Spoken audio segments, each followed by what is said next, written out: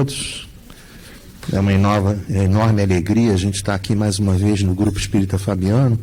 A gente vai conversar na tarde de hoje, né, justamente em função da data de aniversário, né, do Dr. Bezerra de Menezes, 29 de agosto. Então, hoje, 29 de agosto, a gente vai ter a oportunidade de ter algumas, né, reparem, quando a gente olha assim, vida e obra do Dr. Bezerra de Menezes, aí a pessoa pode pensar que a gente vai abordar todos os pontos, todas as situações, impossível abordar, tá? A gente vai tentar dar, assim, alguns flashes, vamos tentar dar algumas ideias no sentido de tentar compreender a época que ele vivia, para valorizar, né? Porque quando a gente vê determinadas circunstâncias, a gente precisa tentar viver, tentar ter o olhar da época onde que aconteceu aquele evento, né? Porque as realidades são totalmente diferentes umas das outras.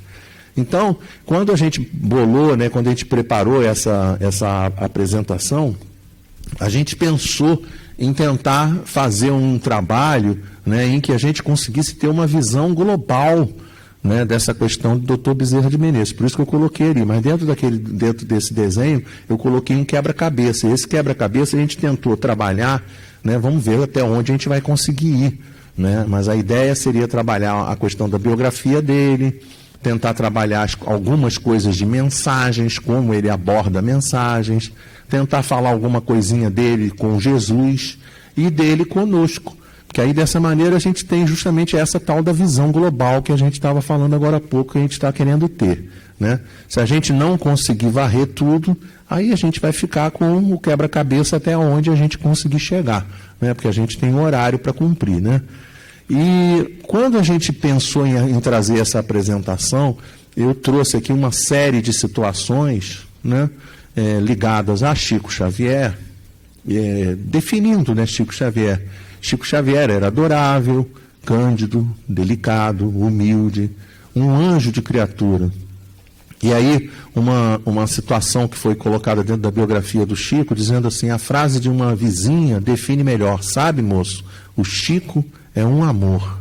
Né? Lindo a gente ouvir isso, né? E aí uma outra frase, minha irmã foi curada por ele. Então essas frases aqui assim, quando Maria chegou para mim, falou para mim agora há pouco assim, escolhe uma página, né? Aí eu, com licença, eu abri aqui a página 134 do Fonte Viva, e na hora que eu abri a página, olha o início da página de preparação, tá? Aquele que diz permanecer nele deve também andar como ele andou. Evangelho de João, primeira carta de João, capítulo 2, versículo 6. Né? É João que fala na primeira carta de João, capítulo 2, versículo 6. Então, repito, aquele que diz permanecer nele deve também andar como ele andou. E aí, a gente percebe que Dr. Bezerra de Menezes, em várias oportunidades, trouxe mensagens para Chico Xavier. Então, são espíritos que a gente não vamos aqui nesse momento nem pensar na estratificação deles, né, para não causar nenhum tipo de preocupação na cabeça das pessoas, mas são espíritos que a gente não tem dúvida que são espíritos de ordem bastante, né, ou no mínimo relativamente elevadas em relação a nós. E se você vê Chico trabalhando dessa forma, a gente tem que concluir que Bezerra também trabalhava dessa forma. Se a gente vê um Chico Xavier, minha irmã foi curada por ele, a gente dá uma ideia, por exemplo, dos trabalhos que a gente tem lá na nossa agremiação Espírita Francisco de Paula. A gente começou a trabalhar lá na parte de mediunidade, já tem, né, quase 30 aninhos, né? E naquela época, os trabalhos da casa eram desenvolvidos por franciscanos de Paula e por médicos e enfermeiros da falange do Dr. Bezerra de Menezes.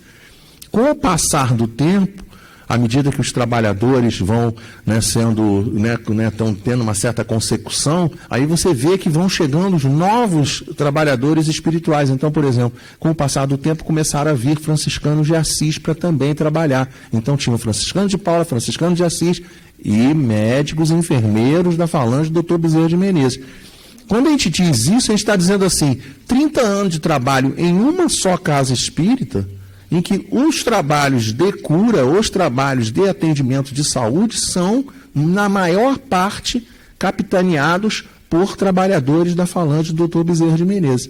Então, Chico Xavier, sabe, moço, o Chico é um amor. Minha irmã foi curada por ele.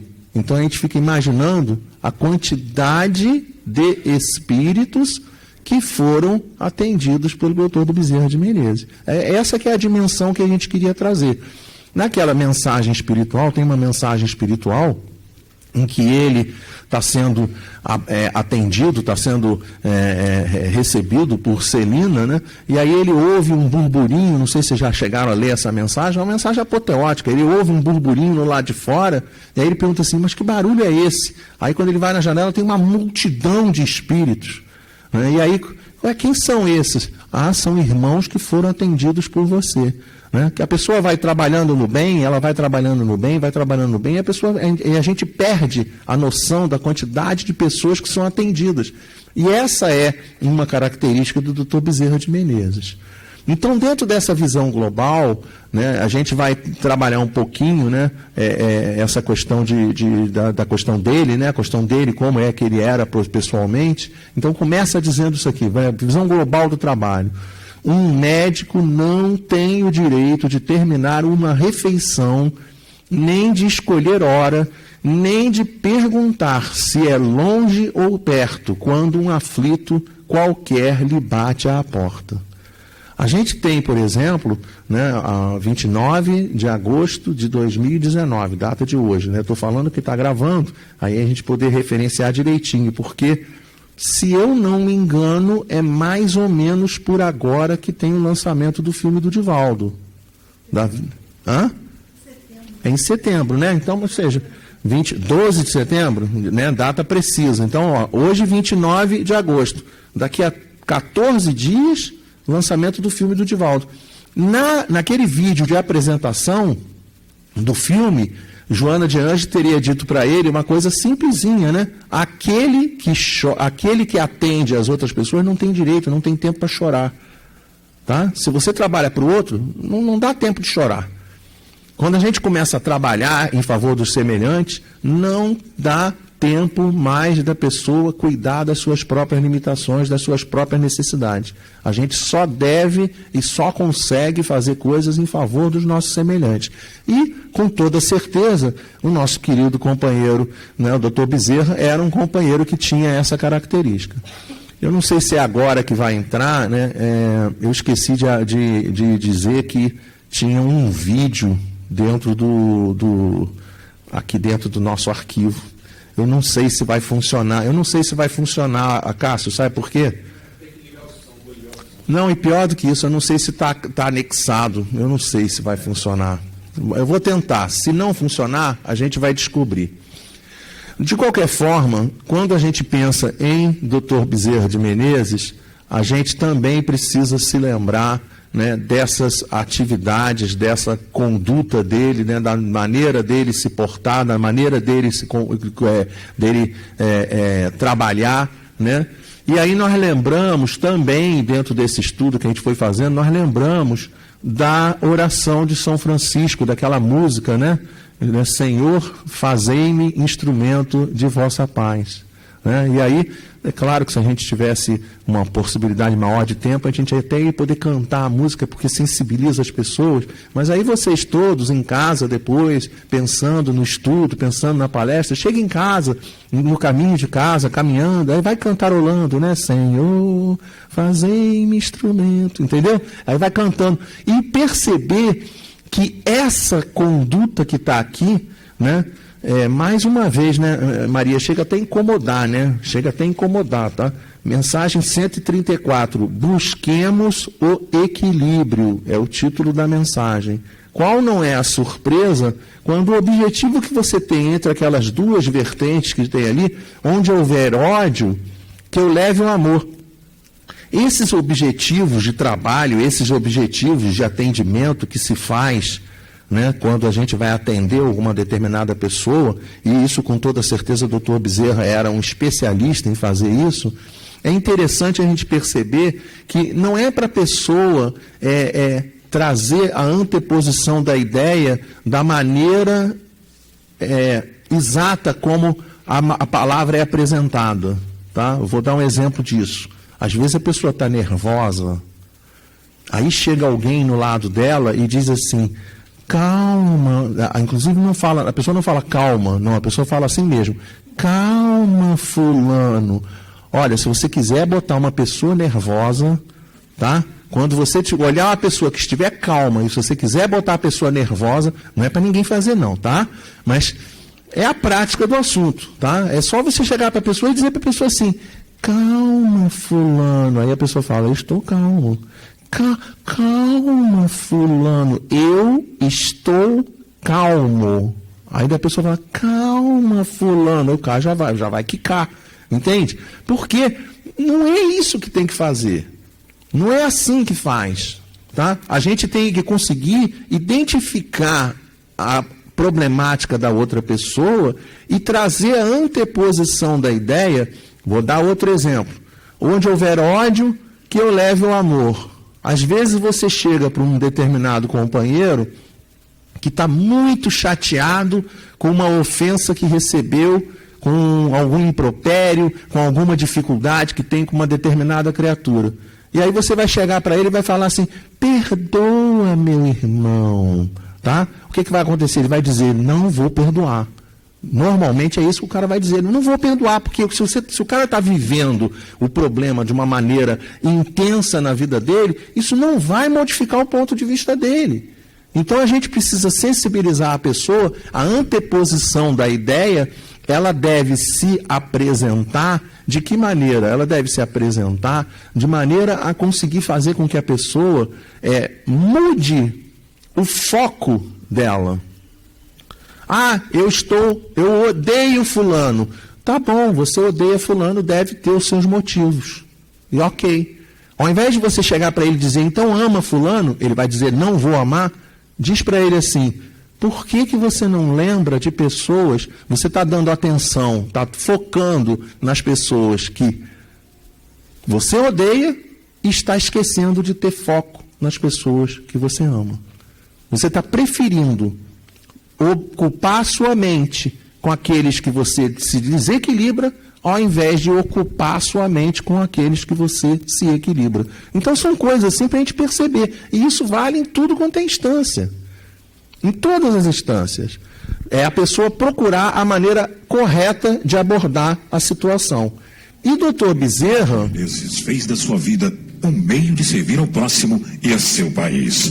Um exemplo de caridade e compaixão. O que a sua filha apresenta tem cura.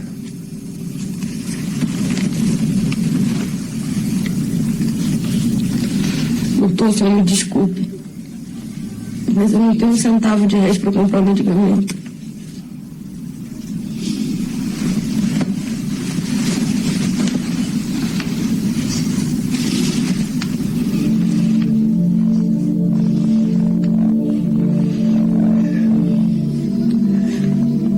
Vamos, senhora. Isto lhe será mais útil. Eu não posso aceitar. Não posso. Eu sou uma de formatura. Não posso.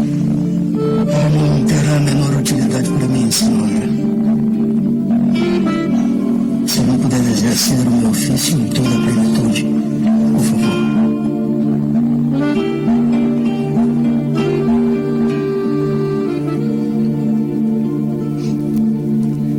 É isso, do filme mostrando para a gente como é a conduta da pessoa.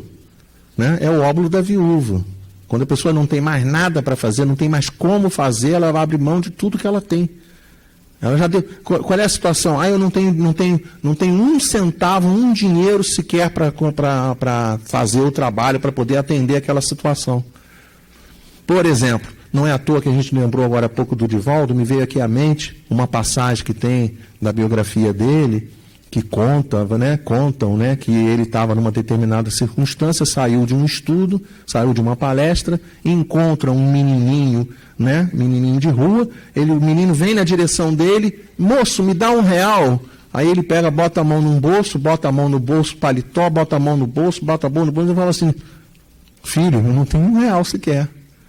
R$1 sequer tinha no bolso, disponível naquele momento. Aí foi lá e abraçou o garoto, mas abraçou o garoto com tanta ternura, com tanto carinho, com tanto amor, que algum tempo depois ele volta no mesmo centro espírita, dá a mesma palestra, ou uma outra palestra, não importa, e na hora que ele sai, ele vê o garotinho vindo na direção dele. Ele olhou e falou: ai meu Deus do céu, aquele garotinho do dinheiro.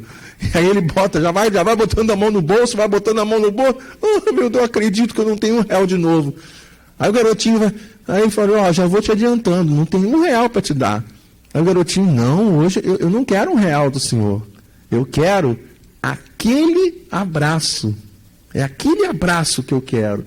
Então essa que é a situação. A gente conseguir identificar também, e não apenas olhar o comportamento do nosso companheiro Bezerra de Menezes, para que nós também consigamos fazer coisas semelhantes. Não vamos conseguir fazer igual não, tá? A gente não vai conseguir fazer igual. Muito provavelmente a gente não vai conseguir fazer igual.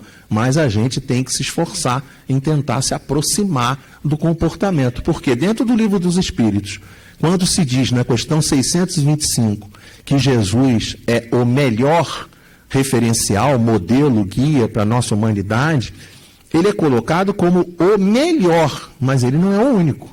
O que significa que nós temos outros modelos, outros guias, outros referenciais, outros paradigmas para que nós possamos utilizar no nosso dia a dia como modelo de comportamento. Então, na biografia dele, nós trazemos, por exemplo, Adolfo Bezerra de Menezes Cavalcante. Vai voltar. Isso. Adolfo Bezerra de Menezes Cavalcante. Nasceu na freguesia de Riacho do Sangue, hoje município de Jaguaretama. Aí eu peguei e fiz o quê? Fui localizar aonde no Ceará, isso aqui é o estado do Ceará, aí eu fui localizar onde era o município de Jaguaretama, esse pintado em vermelho aqui, tá? E aí eu descobri coisas espetaculares, descobri que Fortaleza está aqui, né? Calcaia está aqui, Sobral está aqui, aqui embaixo a gente tem Crato, Juazeiro do Norte, ou seja, cidades importantes lá do estado do Ceará, tá? E aí eu lembrei de procurar, e aí eu olhei assim, né, que eu lembrei que tinha um açude no lado da cidade hoje em dia. E aí eu descobri que o açude que tem lá é o maior açude que a gente tem aqui no nosso Brasilzão, que é o açude de Castanhão, que eu até fui pesquisar. Ele tem a capacidade de 6,7 bilhões de metros cúbicos. Só para vocês poderem ter noção, 6,7 bilhões de metros cúbicos é como se a gente pusesse 6,7 bilhões de caixa d'água, dessa de 1.000 litros, enfileirada uma atrás da outra. Vocês conseguem imaginar o que são 6,7? Não dá, a gente não esquece, né? A gente não vai conseguir imaginar o que são 6,7 bilhões de caixas d'água enfileiradas. Não tem noção. A gente não tem noção do que é esse tipo de situação. É muita coisa, muita coisa. Aí nós temos algumas informações. Nasceu 29 de agosto de 1831, doutrina espírita 1857, 1869. Então a gente guarda essa informação. Desencarnou em 11 de abril de 1900. Antônio Bezerra de Cavalcante era o pai dele, que foi tenente-coronel de Guarda Nacional. Fabiana Jesus Maria de Bezerra, que era mãe, encaminhou nos estudos. Aí a gente vai trazendo algumas informações. 1838, ingresso na escola, lá no Ceará, 7 anos. 1842, estudou latim, Rio Grande do Norte, 11 anos. 1846, Liceu do Ceará, em Fortaleza, 15 anos. 1851, Faculdade de Medicina no Rio de Janeiro, estudava em bibliotecas públicas, aos 20 anos. 1852, em novembro, residente no Hospital da Santa Casa da Misericórdia, no Rio de Janeiro. Dava aulas particulares de filosofia e matemática. Não sei se vocês estão percebendo, tudo isso é antes da nossa doutrina espírita. E quando a gente pensa no trabalho que Kardec fez de 1857 a 1869, é importante a gente anotar que a primeira experiência vitoriosa de luz elétrica de Thomas Edison foi em 1879. Ou seja, tudo isso que está aqui é sem luz. Tá? Não tem luz, não. Não tem moleza, não. Imagina se, quando você vai em determinadas situações, em determinados lugares, localidades do Brasil, não sei se vocês já tiveram essa experiência de ir para o interiorzão, né? Quando a gente vai para o interior do estado, quando a gente vai para o exterior, né, para outras, até arrisco dizer, com toda tranquilidade, quando a gente vai para outras capitais, tá? Não é igual aqui, tá? Não é igual aqui no Rio. A gente pega, para quem não tem essa ideia, né, é muito interessante a gente ver, por exemplo, para quem acorda um pouco cedo, tipo 4 horas da manhã, né, sem fazer propaganda, de 4 às 6 da manhã tem um determinado jornal, numa determinada emissora, né, de 4 às 6 da manhã. E aí eles vão mostrando as fotos das capitais. É um barato aquilo. Eu acho aquilo assim sensacional. Que aí eles mostram assim, Fortaleza, 4 horas da manhã, aí tira a foto, não tem carro nenhum na rua. Aí bota assim, São Paulo, 4 horas da manhã, já está começando a engarrafar. Rio de Janeiro, 4h30, Avenida Brasil, assim, chapada de carro. Tá? Então a gente tem que ter essa noção para a gente poder olhar 2019 e imaginar como é que era em 1830, 1840, 1850. É isso que a gente precisa fazer. É uma época que o pessoal mais recente, o pessoal que é mais novo, não tem noção. Não tem noção de como é que é. Tá? Só vai ter um pouco de noção de como é que as coisas funcionam o pessoal que é um pouco mais da antiga. Né? Eu, por exemplo, meu cabelo assim pintado, eu pinto de branco, né? Obviamente, né? Tá? Porque eu não tenho essa idade toda não, tá? Eu não tenho essa idade toda não. O senhor lembra como é que era na década de 60, quando tinha pernilongo, como é que a gente fazia? O senhor lembra? Né? A gente ligava o ventilador de teto, lembra? Não tinha ventilador de teto. A gente ligava o ar-condicionado, não, também não tinha ar-condicionado. A gente botava tela na janela, não tinha tela na janela. A gente pegava aqueles sprays assim, fazia assim spray, né, para poder eliminar os mosquitos, também não tinha spray. Aí você pegava, via nas casas, todas as casas tinham cortinado em cima da cama. Não, as casas não tinham cortinado em cima da cama. Era bombinha de flit, isso, quando conseguia comprar bombinha de flit. Né? Eu morava em Deodoro, vou contar uma coisa para vocês. A gente botava era um negócio redondo que ficava queimando assim, em volta, espiral, né? Olha só, era uma ironia do tamanho do bonde, porque aquele negócio se chamava Durma Bem, acredite. Mas uma fumaça que era um caos, tá? E aí você botava um negócio daquele na beira da cama, na cabeceira da cama, e um no pé da cama, porque senão você era abduzido por pernilongos. Tá? Isso, eu estou falando de 1960. Então vocês imaginem a realidade das cidades sem saneamento, sem luz, era a época do sem nada, entendeu? Era o que? Não tinha. Tinha não sei o que? Não tinha não. E não sei o que tinha? Não tinha. E não sei o que? Também não tinha. Tá? Essas poltronas maravilhosas que nós estamos sentados aqui hoje, o senhor lembra disso, dessas poltronas naquela época? Não, mas era em cinema, né? Mas em cinema, né? Mas assim, em casa da gente, a cadeira... Lá em casa tinha, na minha família toda, tinha um ventilador de ferro preto, desse tamaninho assim, né? Que a gente chamava ele de telo-telo, porque ele, na velocidade máxima dele, ele fazia assim, telo-telo, telo-telo, telo-telo, telo-telo. Tá? Era essa que era a nossa realidade. Era uma época que não tinha, gente, não tinha nada. Tá? Não precisa muita coisa. Eu, por exemplo, me lembro de ver a Copa do Mundo de 1970, eu posso tirar onda. Eu vi o Brasil ser tricampeão mundial em 1970 em televisão em cores. Aí a pessoa fala, Chique, né? Chique, né? Não, não é chique não, porque não tinha televisão em cores em 1970. Tá? O que a gente colocava era um filme com umas barras azul, verde e amarela. Botava o verde embaixo para ficar o campo, colocava o amarelo para pintar a camisa da seleção brasileira e o azul para ficar um céu azul, mais ou menos tudo. Era assim que era a televisão em cores. Quando a gente fala isso hoje, a gente fala assim, meu Deus, o que eu estou tentando trazer para a gente é, imagina em 1830, 1840, 1850. É isso que a gente tem que ver, para poder perceber o tamanho da dificuldade e da vitória de um companheiro como o Dr. Bezerra de Menezes. 1856, com 25 anos, terminou a graduação dele em Medicina, na Faculdade de Medicina do Rio de Janeiro, ali na Urca. Eu morei na Urca durante um tempo. Olha, esse prédio era lindo de morrer. Que tristeza, foi demolido. Tá?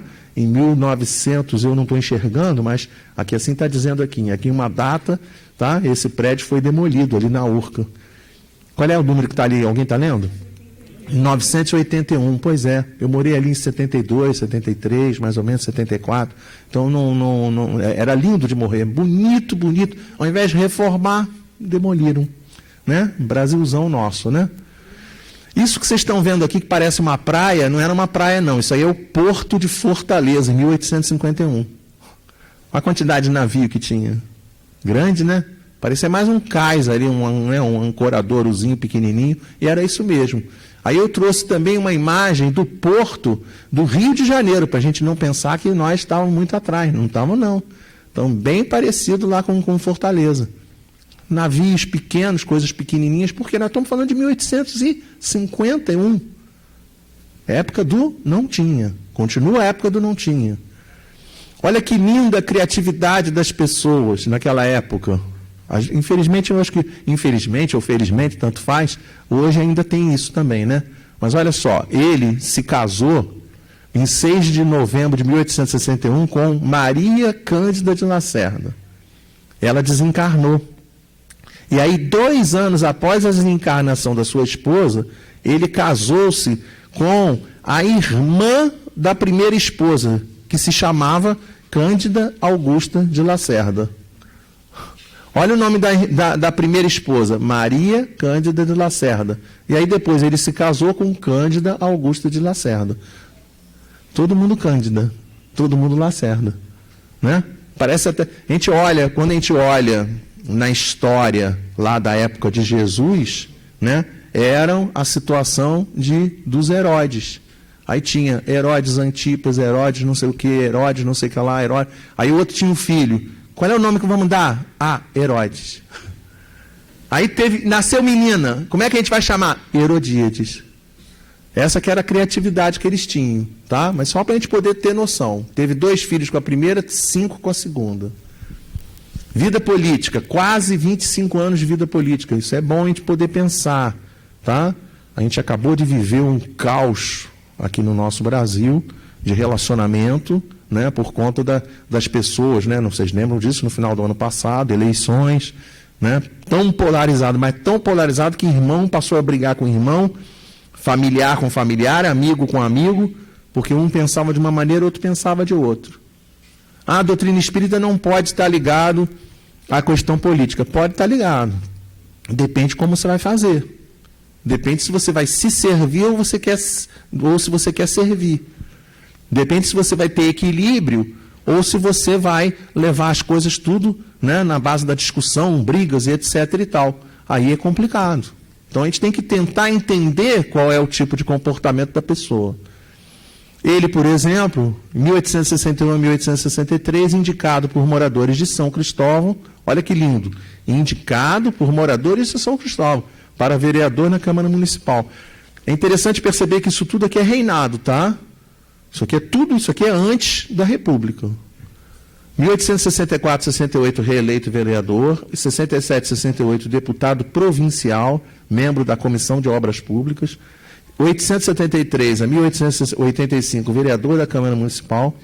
1878, presidente da Câmara Municipal. Esse presidente da Câmara Municipal era um cargo equivalente hoje em dia a prefeito. Em 1877 e 1885, deputado-geral pela província do Rio de Janeiro.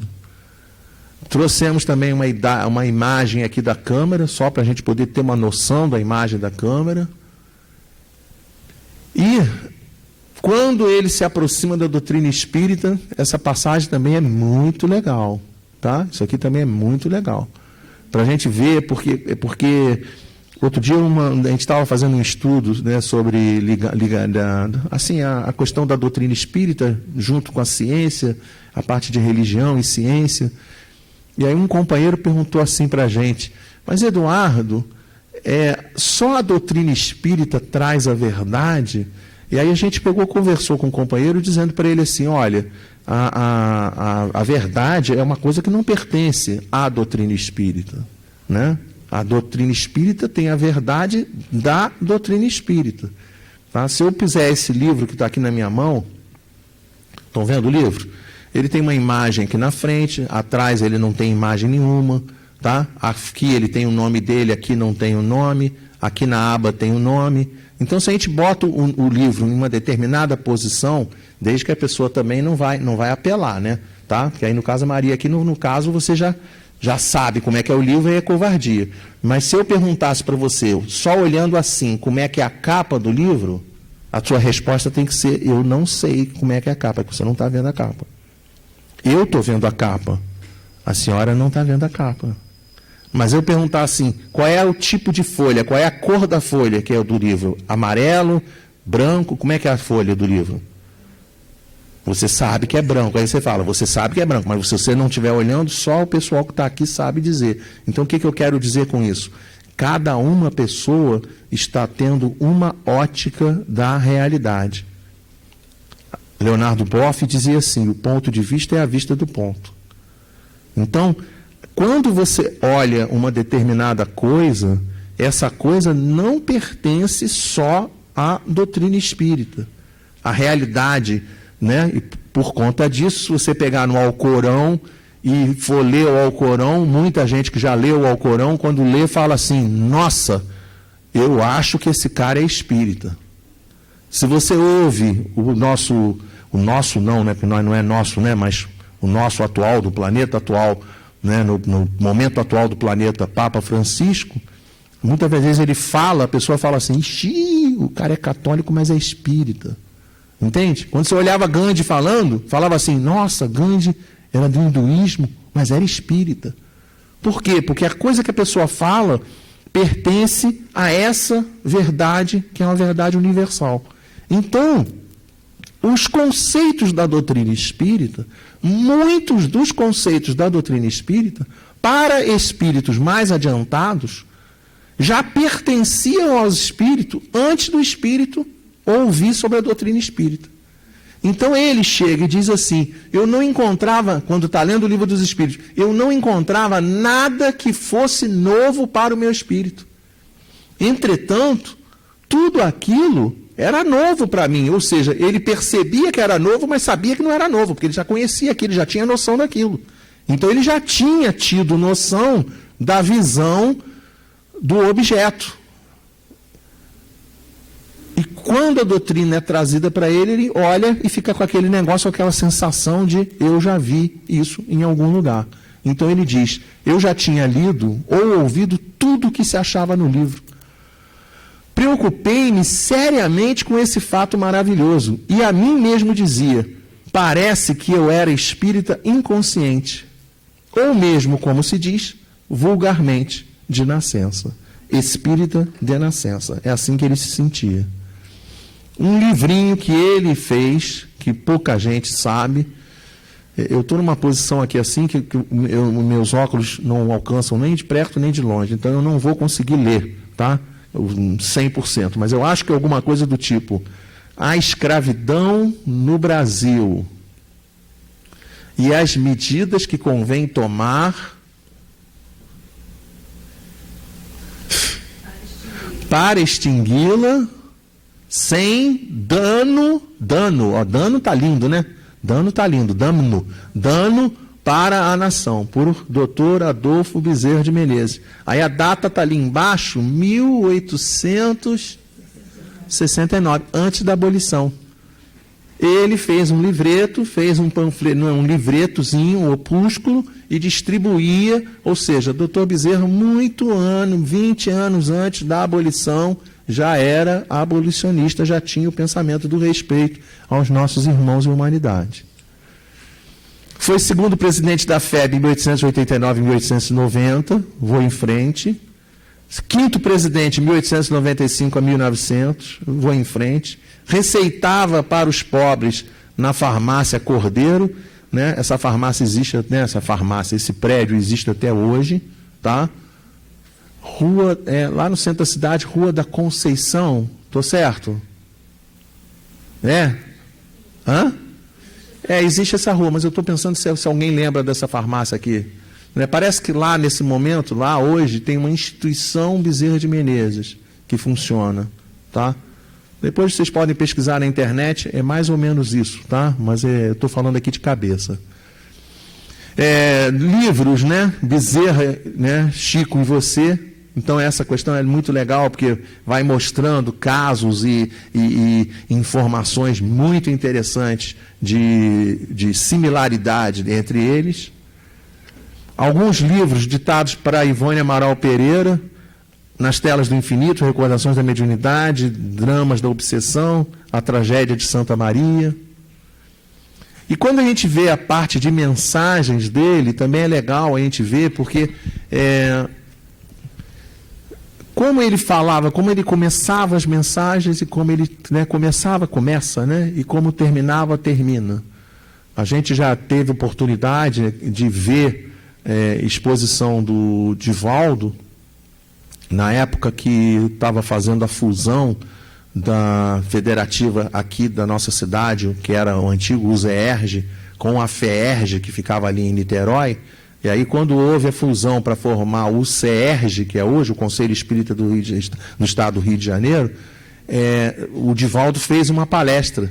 E nessa palestra ele faz uma psicofonia, e na hora que ele faz a psicofonia, chega a transfigurar o rosto dele. Então é impressionante, assim, é muito interessante a gente ver a maneira como ele traz a mensagem, a maneira carinhosa que se dirige para a gente, humilde mesmo, né? A maneira carinhosa e humilde que se dirige. Então, olhem só, início de mensagem. Paz, meus queridos amigos, paz, meus caros amigos. Em nome de Jesus, eu vos saúdo, companheiros e condiscípulos do Evangelho. Paz, companheiros, caros e obreiros da vinha do Senhor. Isso tudo aqui assim é só para a gente poder perceber o carinho que ele tem, e embutido dentro da mensagem, já manda para a gente um alô no que diz respeito das nossas responsabilidades. Tá? Olhem só, paz, ele está falando para todos nós que estamos aqui. Paz, companheiros caros e obreiros da vinha do Senhor. Ou seja, nós que aqui estamos somos obreiros da vinha do Senhor. A pessoa, às vezes, ela pensa assim, eu não sei se eu vou na reunião pública, eu não sei se eu vou no estudo, eu não sei se eu vou na casa espírita. Às vezes está chovendo, às vezes está calor, às vezes tem alguma outra coisa que a pessoa tem alguma atividade a fazer. A pessoa não consegue perceber a importância que existe da pessoa vir no centro espírita. Porque todos nós, sem exceção, todos nós somos captadores de vibrações e necessitados, desencarnados e muitas das vezes de encarnados também. É aquele vizinho, quantos de nós não acontece da pessoa estar indo ao centro espírita, a pessoa fala, você está indo ao centro? Estou. Coloca meu nome lá. Claro que seria melhor se a pessoa viesse, mas ela não vem. Então o que a gente tem que fazer? A gente tem que vir aqui e botar. Aqui assim as caixinhas tem aqui, né, tem encarnado e desencarnado. É isso? Estou certo? Eu não conheço a caixinha, não sei como é que é. Estou falando aqui. No lado de cá está escrito isso, é isso? Vou virar aqui a caixinha para mim. Tá. Aqui lá está escrito encarnar, desencarnar. Então, olha só, a pessoa, ela vai captar essas energias e vai captar. Tem gente que anda na rua e não percebe isso, mas quando a gente decide vir no centro espírita, eu já devo ter contado isso para vocês, é como se a gente escrevesse na nossa testa um letreiro luminoso, dizendo assim: hoje eu vou numa casa de amor e caridade. Agora você imagina você andando na rua com um letreiro luminoso na testa: hoje eu vou numa casa de amor e caridade. Paulo de Tarso dizia: nós somos cercados por uma tão grande nuvem de testemunhas. Vocês imaginem a quantidade de irmãos sofrendo, que não sabem o que fazem, perdidos, desesperados, que olham para a gente, aí falam assim: nossa, aquele cara está indo numa casa de amor e caridade, vou junto. E aí quando chega dentro de uma casa como essa aqui, que também é uma casa de franciscanos, né? Já que Fabiano de Cristo originalmente era do convento de Santo Antônio, e logicamente Santo Antônio era seguidor de Francisco de Assis, então ele também franciscano. Vocês imaginem a quantidade de franciscanos que recebem os irmãos que a gente traz no centro espírita. Nós somos obreiros da vinha do Senhor. É isso que a gente precisa entender, é isso que o doutor Bezerra estava falando com a gente. Outra maneira de tratar: meus filhos, que Jesus os abençoe. Espíritas, meus irmãos. Filhos e filhas da alma, que Jesus nos abençoe. Muito carinho, né? Muito legal a gente ver um companheiro da grandeza dele tratando a gente, falando com a gente de uma maneira igualitária, de uma maneira com muito carinho, com uma maneira muito paternal. E no que diz respeito, né, ao trabalho dele, né, eu não vou ler todo, não, porque eu não estou conseguindo ler, tá? Então eu vou contar para vocês a história, que a gente sabe a história. Ele tinha feito um trabalho lá na Federação Espírita Brasileira, ele vai mais ou menos terminando a reunião, termina a reunião, ele desce a escadaria. Quando ele desce a escadaria, ele encontra um companheiro muito, mas muito, muito, muito, muito necessitado. Provavelmente isso aqui se deu depois dele ter dado o anel. Então ele já tinha dado todo o dinheiro, já não tinha anel, já não tinha mais nada. E aí o companheiro precisa de ajuda. E aí ele olha para o companheiro e fala para o companheiro que, ao invés dele dar alguma quantia em dinheiro, ele dá um longo e afetuoso abraço. Muito semelhante ao trabalho, ao comportamento que Divaldo teve com relação àquele menininho que a gente falou. E mais do que isso, ainda diz para o companheiro, né, fala para ele: você tem fé em Deus? Aí o companheiro: tenho. Então você pega, recebe esse abraço que eu estou te dando aqui nesse momento, mas você chega na sua casa e replica esse abraço para todos os seus familiares. Você não vai conseguir levar dinheiro, porque eu não tenho mais dinheiro para te dar, mas você vai poder levar o bom ânimo. E eu queria dizer a vocês que isso é uma coisa impressionante, que às vezes a gente vê pessoas na rua que elas... você não faz nada para elas, sabe? Essa que é a questão, você não faz nada para elas. E elas recebem aquilo com uma alegria que não tem tamanho. Eu queria contar para vocês, né, da grandeza de um companheiro que tem lá no Espírito Santo, né? Ele é bem doentinho, né, com as mãozinhas bem contorcidas, seria assim semelhante a uma paralisia cerebral, né? Não consegue segurar, né? Fica babando, usa um babador grandão, né? E aí essa criatura, ele não interage praticamente com as pessoas. Uma vez a gente estava dando palestra, a gente começou a falar de Jesus de uma maneira assim mais, né, a gente fica mais entusiasmado falando de Jesus. E aí no que a gente falou de Jesus e de maneira entusiasmada, ele pegou, deu um gritinho e começou a rir. Aí eu olhei aquilo e falei assim: gente, o que aconteceu? Um cara com paralisia, que tem uma coisa semelhante à paralisia cerebral, como é que aquilo como ele conseguiu se expressar? Me lembro de uma outra ocasião, de estar visitando um orfanato, tinha uma situação de um jovem de 15 anos, paralisia cerebral, em cima de uma cama, e aí eu entrei num cômodo, cumprimentei, né, porque a gente tem que cumprimentar, a gente tem a obrigação de cumprimentar, a gente chega: bom dia, meu irmão, tudo bem? Bom dia. E aí passou uma companheira e falou assim: não adianta falar com ele que ele não responde. Não adianta falar com ele. E aí eu fiquei parado ali esperando, porque eu estava esperando para falar com a mãe dele, né? E aí eu estou parado assim ali esperando, daqui a pouco a mãe entra no ambiente, me cumprimenta, e no que ela me cumprimenta eu estou olhando para ele. E na hora que ele entrou, ele fez assim, começou a sorrir. Aí quando ela saiu, ele fechou a cara. Aí quando ela voltou, ele sorriu de novo. Aí quando ela saiu, ele fechou a cara. Aí eu fiquei olhando e falei assim, meu Deus, o corpo dele pode achar que o corpo dele não está registrando o que está acontecendo, mas o espírito dele está registrando o que está acontecendo. Então, quando o doutor Bezerra faz um abraço como esse, ele pode não estar cuidando da parte material da pessoa, mas com toda certeza ele está cuidando da parte espiritual. Daquela parte espiritual que faz a pessoa lutar, que faz a pessoa, né? Sabe, a pessoa está às vezes com uma dificuldade física, com uma dificuldade de medicamento, uma dificuldade, qual seja a dificuldade da pessoa, mas ela fica no trabalho. Ela não vai embora, ela fica no trabalho, ela vai lutar, ela continua a luta dela no dia a dia. E isso é ensinamento que ele traz para a gente. Mensagens final. Muita paz, meus filhos, com todo carinho, o servidor humílimo e paternal de sempre, envolvendo-vos na claridade libertadora do Evangelho. Abraça-vos o servidor paternal e humílimo de sempre. Que o Senhor de bênçãos vos abençoe, meus filhos. São os votos do servidor humílimo e paternal de sempre. Um pouquinho dele com Jesus. Eu vou até que horas? Até as 5. Ela falou até as 4 aqui. Quase que eu tive um negócio. Falei, gente, eu acho que eu estou... Né, mas vou até as 5, tá. Então vamos continuar um pouquinho, que eu acho que vai dar para... Vamos ver se a gente consegue ver essa parte de Jesus. Com Jesus.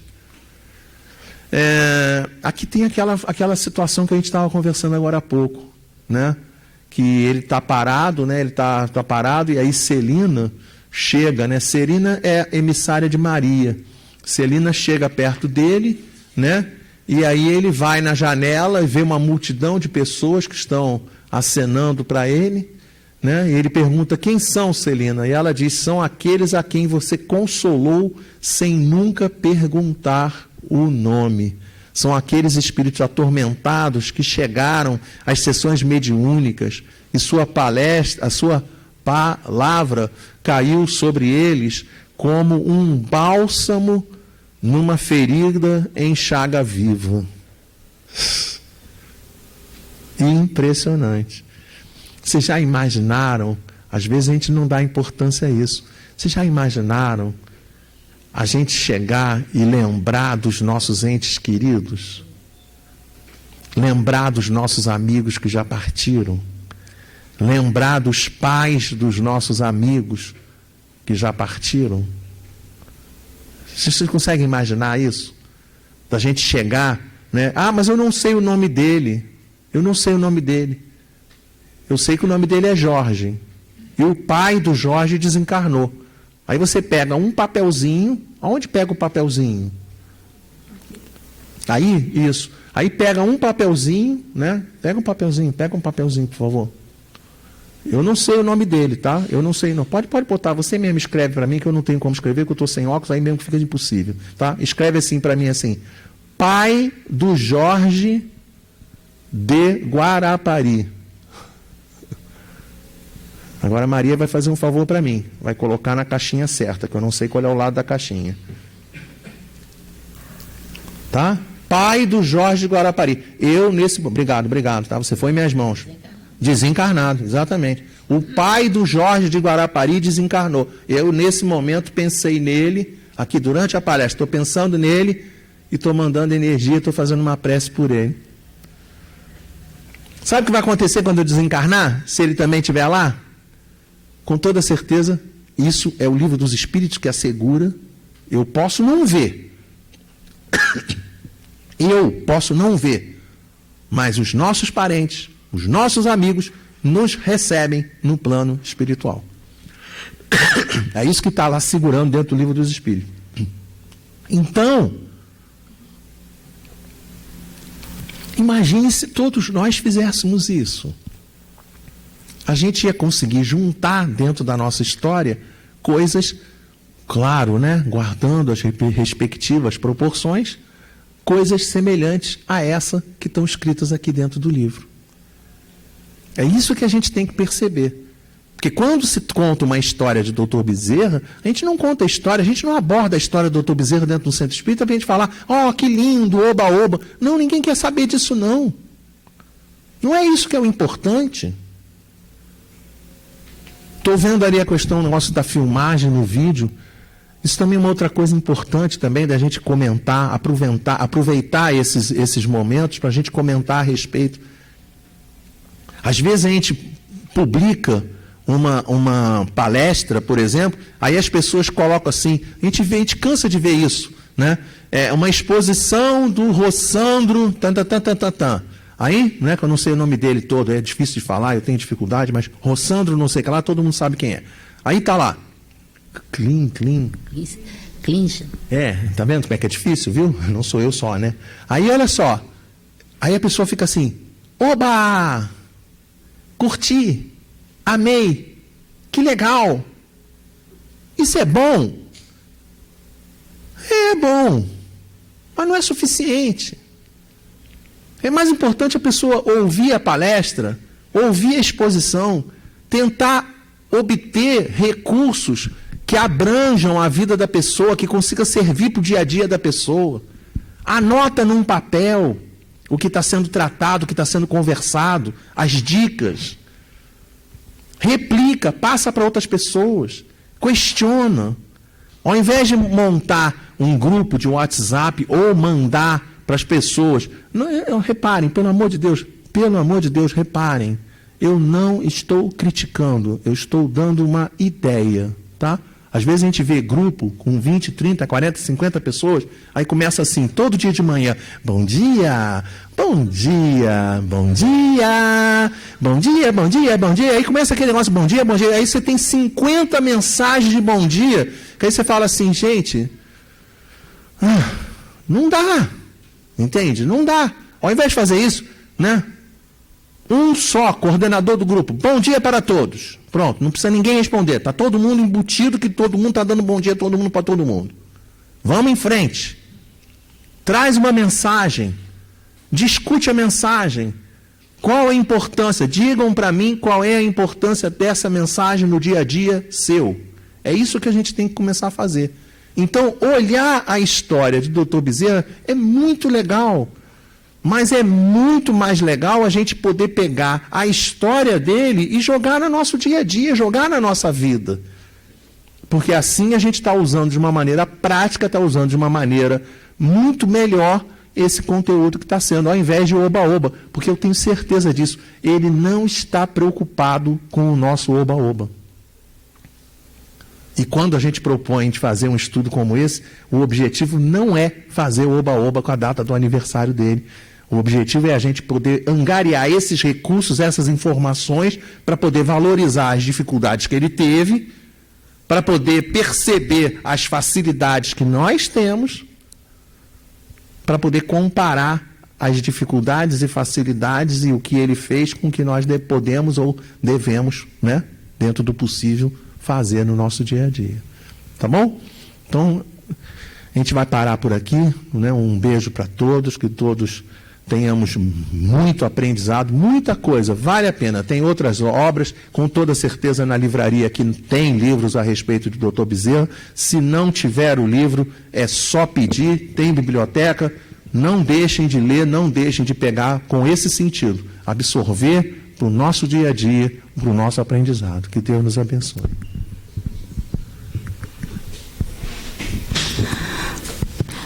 Carinhosamente.